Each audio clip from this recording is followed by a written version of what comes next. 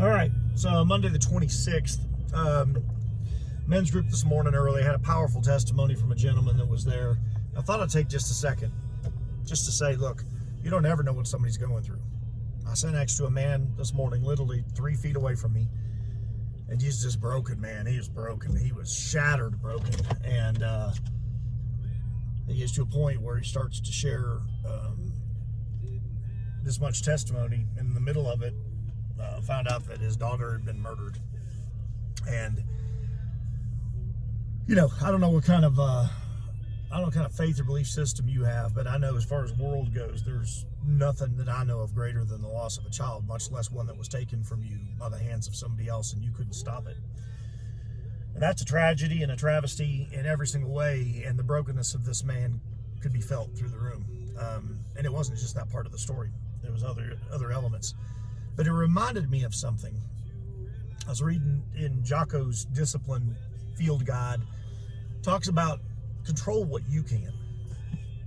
Don't worry, you can't control what other people are going to be or who they are or any of that kind of stuff. You'll be frustrated over it. They'll annoy you. I mean, you look around the world right now and see how divided we are, but you can't control those people. You're not going to stop that any more than they're going to stop you. So you got to worry about yourself is the point.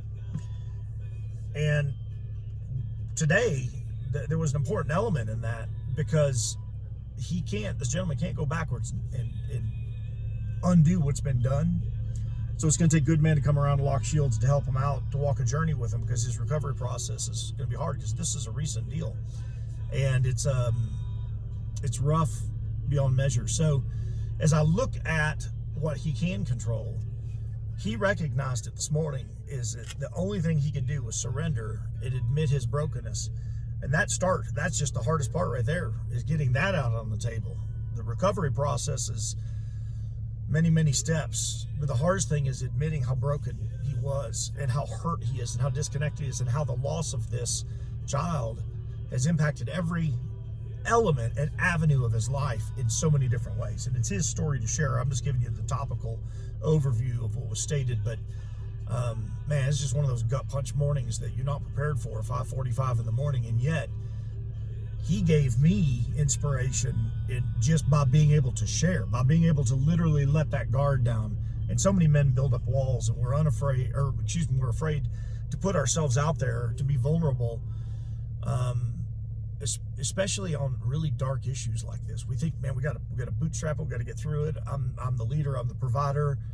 I've got kids, I might have grandkids, whatever it is. They look up to me, they revere me, they respect me. It comes down to, I got to take care of it. And that is true, but you also got to lean into other people. And today he took a massive step. So just know, you might be talking to somebody or sitting next to somebody, you have no idea what it is they're going through. I know I didn't know until this morning.